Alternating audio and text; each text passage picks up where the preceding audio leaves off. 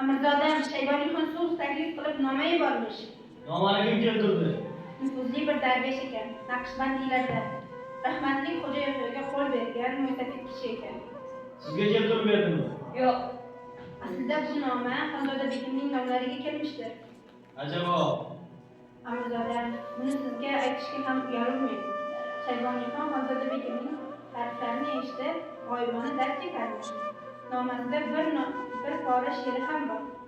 Bu xon Bultur Sulton Ali Mirzoning onasi Zuhra begimga qanday insofsizlik. Amirzodam, bu nomani o'qishga boshqa payt bo'lganda hazar qilur edik, lekin hozir jonimiz qil ustida. Men-ku yoshimni yashab, oshimni oshaganman. 5 kun keyinmi oldin keturmen. Lekin siz yolg'iz farzandimning o'g'li, o'zimning oq qorasisiz. Men ham taqdirimda borini ko'rurman. Nasib qilsa yo'q orqasini yorib chiqamiz. Taqdir deb o'zingizni o'tga tashlamang Amirzodam. Biz ne qilurmiz? Umr yo'ldoshingiz Oysha begim ne qilur? Bu nomaning kelganiga 2 kun bo'ldi. Meni bilarsiz, ko'p bolalarni ko'rgan tadbirkor ham ko'rgan. Men bu nomani olib kelgan darveshni gapga soldim.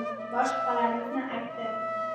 U qasam ichib aytdiki, xon astoydil sulh tuzmoqchi va bunga o'tali dalillar ko'rsatdi. Men baribir ishonmadim. Bo'lmasa o'zingiz bir vakil jo'natib, xon qo'lida Qur'on bilan so'zini tasdiqlasin. Guldek xonzoda nevaradek xonga qaramda yo'q, axir bu insofsizlik. Onajon, xonzoda ham sizning suyukli farzandingiz-ku, qaysi vijdon ila jigarbandimizni o'tga solurmiz. Xudojon, bu ularni ko'rguncha jonimni olsa bo'lmasdi. Xonzoda begim mening ko'ngilcham yolg'izligimni bildirmay yurgan sirdoshim. Men uni qanday javob bera olmayman. O'zingizni mas'ul bolam. Ishonmayman, xonzodani chorlang.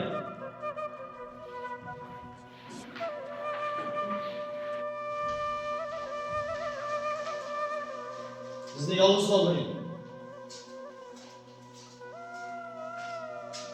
Xonzoda, siz Shayboniyxonning taklifiga rizolik berganmisiz, shu rostmi? Rizo bo'lmayning ilojim bor Amirzodam.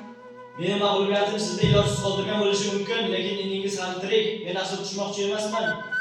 O'lim bo'lsa-ki, u har doim bor. Agar ajal yetmagan bo'lsa, sizlarni olib keturmiz. O'limim yetib kelgan bo'lsa, ilkimda qilich bilan vafot etaman. Ana undan so'ng rizolik berishingiz mumkin. O'shanda hech kim o'zi omon qolib egachisini qurbon qildi deya olmas. Bunday ma'lumotdan o'lim afzal. Amirzodam, siz menda bevaqt o'limni bo'yningizga olmaysiz. Sizdek iste'dodlar bu dunyoga kam kelishini boshqalar bilmasa-da men yaxshi bilurman. Taqdiringizni tolay past taqdiri egachingiz bilan tenglashtirmang. Nega bunday deysiz? Barchamiz bu o'tkinchi dunyoda mehmonmiz.